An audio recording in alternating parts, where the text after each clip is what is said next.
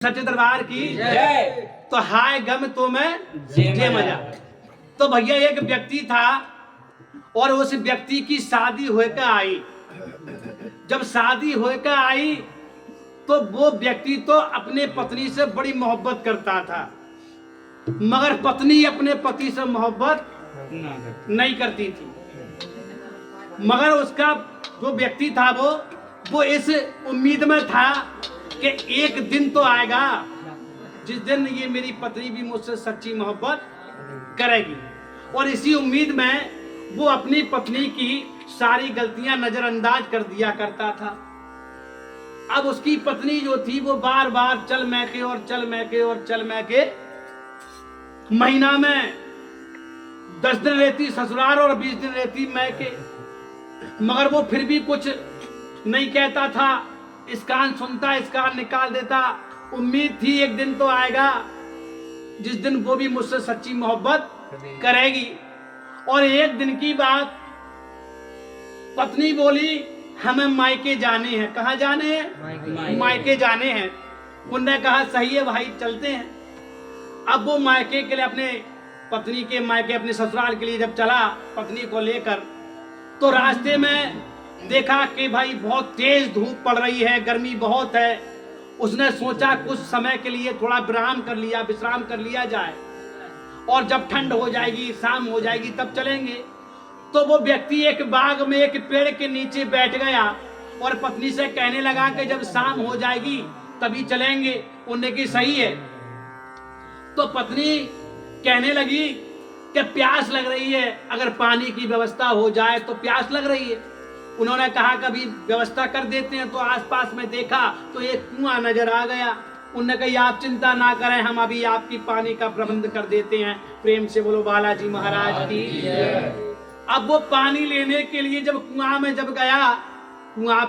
जब गया और जब रस्सी डालकर बाल्टी उसने जब नीचे डाली और पानी खींचने के लिए जब नीचे लचा, तो पत्नी ने क्या काम कर दिया? राधे राधे, पति को धक्का दे दिया। काय में? कुआं में। पति को कुआं में धक्का दे दिया। अब वो तो भैया झाड़ पहुंच सच्चे दरबार की अपने मायके के लिए चली आई। अब नई शादी, मायके वालों ने देखा भाई लड़की अकेली आई, ये चक्कर क्या है? लड़ाई हो गई, घर से निकाल दिया। तमाम सवाल मायके वालों के दिमाग में चलने लगे। लड़की आई, पूछा बेटी आप अकेली क्यों आई? दामाद जी नहीं आए क्या? तो उन्होंने कहा हाँ दामाद जी आए थे वो आपके दामाद जी, मगर हमें छोड़कर वो गांव के गुहान, पूरे एक फोन आ गया, इमरजेंसी फोन आ गया, दिल्ली जाना है किसी इमरजेंसी काम के लिए, और वो हमें छोड़कर चले गए। तो उन्होंने कहा अच्छा अब क्या हुआ? इधर बेचारा वो कुआं में पड़ा हुआ है, फड़फड़ा रहा है, कोई निकाले, आवाज लगा रहा है, कोई निकाले। अब शाम का समय हुआ, कुछ ग्वारिये गाय भैंस चराने वाले आए। उन्होंने देखा कुआं में से आवाज आ रही है। कुछ लोग बोले भैया चलकर देखो आखिर है क्या, कौन है? कुछ बोले यार खामा खाई, हमें क्या लेना देना, क्या मालूम कौन है, खामा खाई परेशानी में पड़ जाएंगे। अरे कुछ बोले यार इंसानियत के नाते हमारा फर्ज बनता है, हमें देखना चाहिए। जब देखा तो उसमें आदमी बोला भैया हमें बचा लो, निकाल लो। अब उन्होंने कैसी करके जुगाड़ तुगाड़ करके उस व्यक्ति को उस कुआं से बाहर निकाल लिया। जब वो व्यक्ति कुआं से बाहर निकल आया तो वो जो ग्वारिये थे उन्होंने कहा भाई आप इसमें कैसे गिर गए? उसके दिमाग में तो आई मैं कह दूं, मगर कहा नहीं। उसने सोचा जो मेरी पत्नी को जो करना था वो तो करके चली गई, अब मैं भी कुछ गलत डिसीजन ले लूंगा तो उसमें मुझ में फर्क क्या रह जाएगा? और एक दिन तो आएगा जिस दिन वो भी सच्ची मोहब्बत करेगी। इसी उम्मीद में उसने अपनी सारी गुस्सा, सारा क्रोध शांत कर लिया और अपने कपड़ों को सुखाकर झाड़ पोंछ करके और वो अपने ससुराल की तरफ चल दिया। जब ससुराल पहुंचा और उसके ससुरालियों ने देखा कि अभी तो लड़की आई, और लड़की ने कहा कि ये दिल्ली गए हैं और ये तो चले आए।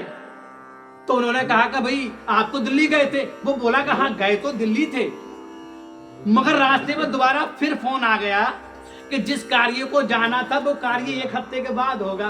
प्रेम से बोलो बालाजी महाराज की। तो बोले मैंने सोचा कि मैं भी क्या करूंगा, चलो मैं भी ससुराल चलता हूँ। अब भैया जब उसकी पत्नी ने देखा तो ऊपर की सांस ऊपर और नीचे की रह गई नीचे। बेचारी परेशान, कहने लगी अब तो जो गई बो गई, वो मांग खाते सो गई। बोले अब तो अगर ये कह देंगे तो मैके वाले भी मारेंगे, जो मारेंगे ब्याज में। अब क्या करना चाहिए, शांत। अब भैया रात हुई, उनने की हो सकता है शांत रहो, हो सकता है रात में सेवा पानी हो। मगर उस बेचारे ने रात में कुछ ना कही। सुबह उठा और कहने लगा अपनी सासू माँ से कि माताजी हमारी विदा कर देना, हम जाएंगे। अब पत्नी की तो 1% इच्छा ना है कि जाए कि ना जाए, मगर कैसे कह दे कि ना जाएंगे ना। राधे राधे बैठ जाओ सच्चे दरबार की, sit down please, take from your seat. वो कैसे कह दे कि ना जाएंगे, बोले कहीं ना और आफत आई ना। अब साहब अगले दिन जब उनकी विदा हुई, और विदा हुई तो अगले दिन फिर वो चल दिए, और रास्ते में फिर वही धूप गर्मी। अब वो कहने लगा भाई ऐसा करते हैं, जब शाम हो जाएगी तभी चलेंगे थोड़ा। और वही बाग वही समय, उसने सोचा अब तो राधे राधे, अब तो वही समय है, वही बाग है, यहीं मैंने धक्का दिया तो यहीं पर ये भी अपना बदला लेंगे, सेवा पानी को तैयार हो जाओ सच्चे दरबार की जय। मगर उस बेचारे ने कुछ ना कही। तो वो मन में सोचने लगी क्या मालूम घर जाके सेवा हो। अब बा बेचारे ने घर जाए के कुछ ना कही। अब तो बड़ा परेशान, बोली जी आदमी है या क्या है भाई, मैंने इतना बड़ा कांड कर दिया, मैंने इसे कुआं में धक्का दे दिया, अपनी जानती में तो उसे मार ही दिया, मगर इस पर कोई असर ही नहीं है। ये तो यही भूल गया कि कुछ घटना हुई या ना हुई। तो उसने सोचा कुछ आदमी होते हैं जो भुलाए के मारते हैं कऊ बात को लेकर। मगर बा बेचारे को दिन भय 4 दिन भय, हफ्ता भय 15 दिन, महीना भय 6 महीना, साल हुए दिन। मगर उस बेचारे ने ना कही कि मेरे साथ कुछ हुआ।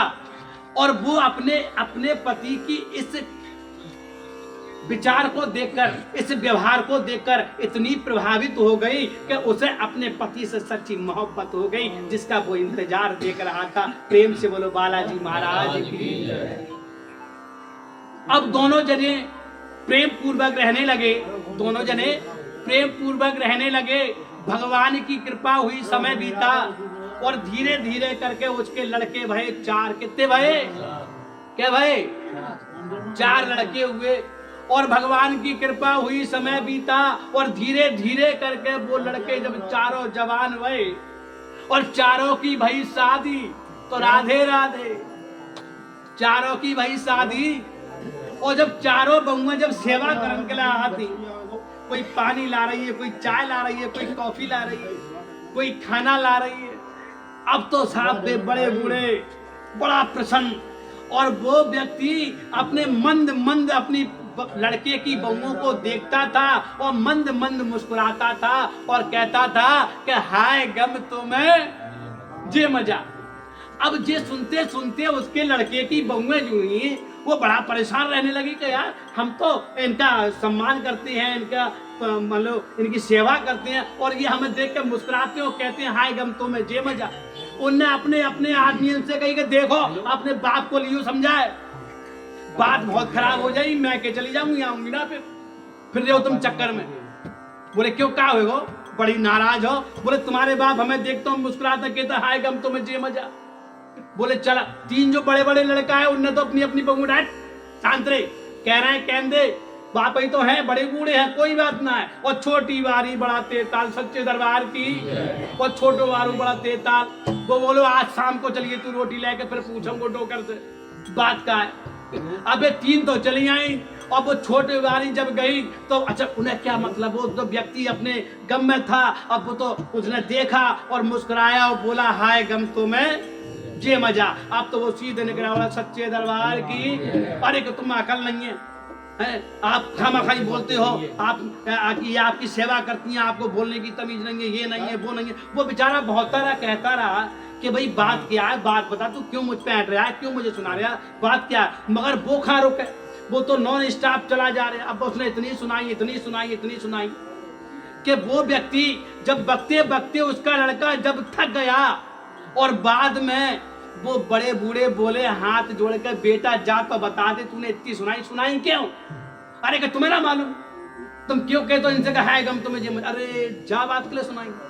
बोले आज मैं तुम्हें इसका जवाब दूंगा कि मैं ये क्यों कहता हूं। वैसे मैंने ये सौगंध ली थी, ये शपथ ली थी, संकल्प किया था कि इस टॉपिक को अपनी लाइफ में कभी दोबारा दोहराऊंगा नहीं, मगर बेटा तुमने मुझे मजबूर कर दिया आज ये बात बताने के लिए। अगर आज ना बताई तो तुम मुझे पता नहीं अपने अपने दिमाग में क्या साबित करोगे। उनकी ऐसा है कि आज शाम को सब लोग खाना खा के सब घेर पर आओ शाम को, और फिर बताऊंगा मैं क्यों कहता हूँ। तो जब भैया शाम हुई, सबने खाना खाया और रात्रि हुई, तो चारों लड़के और चारों बहुएं जब आई तो उन्होंने कहा कि भाई सब लोग आ गए। कहाँ सब आ गए? उनकी तुम्हारी माता जी के बेन आएंगी, बे आ रही, तो उन्होंने आ जान दे। अब भैया डोकरी तो हिलर मिलर, और जब डोकर के पास जब बैठने को लगी था, उन्हें जब मारा, डांट मारी, फटकार मारी, बैठ पीछे बैठ। अब तो टोकरी की सट्टी पट्टी गुल सच्चे दरबार की बोली, अरे मैया आज तक मेरे आदमी ने ऊंची आवाज में बात ना करी और आज तो बड़ी भारी फटकार मारी, दार में कुछ कार हो सच्चे दरबार की। बोले आज दार में कुछ कार हो, बोले आज दारेगा पूरी दार ही कारी लग रही है सच्चे दरबार की। तो हुआ क्या भाई? उनने कही हाँ भैया आप बताओ, बेटा मेरे लाल मेरे पूत बता अब क्या किसको शिकायत है? तीनों लड़का तीनों बहू बड़ी बड़ी चुप, छोटो वारो सच्चे दरबार की। जब बोले हमें शिकायत है। बोले क्या शिकायत है? बोले जा बताओ, हमारी बहुएं तुम्हारी सेवा करती हैं, तुम्हें खाना लेकर आती हैं, कॉफी लेकर आती हैं, चाय लेकर आती हैं, आपके कपड़े धोती हैं, आपके बिस्तर करके देती हैं, फिर भी आप इनसे मंद मंद मुस्कुराते हो, कहते हो हाय गम तुम्हें जे मजा। अरे तुम्हारा मतलब क्या है? बोले बेटा सुन ले, मैं ये क्यों कहता हूं। बोले देख, जब बेटा मेरी और तेरी अम्मा की शादी भई तो मैं तो तेरी अम्मा से बड़ा मोहब्बत करता था, मगर तेरी माँ मुझसे मोहब्बत नहीं करती थी। बोले फिर क्या हुआ कि एक बार जब मैं इसे इसके मायके लेके जा रहा था और इसने तेरी माँ ने मुझे कुएं में धक्का दे दिया। अब बता बेटा अगर यही हाल तेरे साथ होता तो तू क्या करता? तो बोले गोली मार दे सच्चे दरबार की। बोले बेटा मैंने ऐसा कुछ नहीं किया, मैंने उस समय को जेब में रख लिया, करूं उसको मतलब गम किया, क्रोध को पी लिया, और भगवान की कृपा हुई कि धीरे धीरे ऐसी कृपा हुई कि इसका भी भाव चेंज हो गया और धीरे धीरे तुम चार भाई, चारों की बहुएं आई और ये आज जो मेरी सेवा हो रही है। तो बेटा आज मैं वही दिन याद करता हूँ और सोचता हूँ कि अगर मैं उस दिन कोई गलत डिसीजन ले लेता, गलत फैसला ले लेता तो आज ये दिन देखने को नहीं मिलता। बेटा तुम चार नहीं होते, और चार नहीं होते तो चार बहुएं ना होती, और चार बहुएं ना होती तो ऐसी सेवा नहीं होती। तो इसलिए कहते हैं इस कथा का जो तात्पर्य है, जो अर्थ है, भावार्थ है, वो ये है कि जब किसी को कोई क्रोध आता है ना, और क्रोध में वो अपना आपा खो देता है, धैर्य नहीं होता, तो उससे उसकी सारी व्यवस्थाएं खत्म हो जाती हैं। अगर क्रोध जब आए, व्यवस्थाएं जब आपके विपरीत हो जाएं, तो सबसे बड़ा हथियार है धैर्य। आप धैर्य रखो और समय का इंतजार करो। विश्वास करना एक दिन प्रभु की कृपा तुम पर जरूर होगी। जैसे कि मान लो एक स्टोव पर दूध उबल रहा है, एक स्टोव पर दूध उबल रहा है, और जब उसमें उफान आया और गैस आपकी कंटिन्यू चल रही है, तो क्या होगा? उसमें जो दूध है वो पूरा बिखर जाएगा, सब कुछ खराब हो जाएगा। और उसी को आप गैस को थोड़ा हल्का कर दोगे, गैस को हल्का कर दोगे तो क्या होगा? वो जो उफान आएगा वो दूध उसी में रहेगा, बाहर नहीं निकलेगा। ऐसे ही जब क्रोध आता है तो क्रोध पर अंकुश कैसा लगाया जाए कि आप अपने आप को धैर्य रखकर कुछ समय के लिए साइलेंट हो जाओ, प्रभु के चरणों में बैठ जाओ, प्रभु से ध्यान लगा लो। विश्वास करना आपका क्रोध शांत हो जाएगा, क्योंकि वही एक ऐसा दरबार है, वही एक ऐसा नाम है, प्रभु का नाम, जिसका नाम सुमरने से, जिसका ध्यान करने से, जिसकी साधना करने से हम अपने क्रोध पर अंकुश पा लेते हैं। जो व्यक्ति अपने क्रोध पर अंकुश नहीं पाता वो अपना सब कुछ नष्ट कर देता है। किसी व्यक्ति ने 20,000 रुपया इकट्ठे करे गुल्लक में डाल के 6 महीना काय के लिए? मोबाइल के लिए।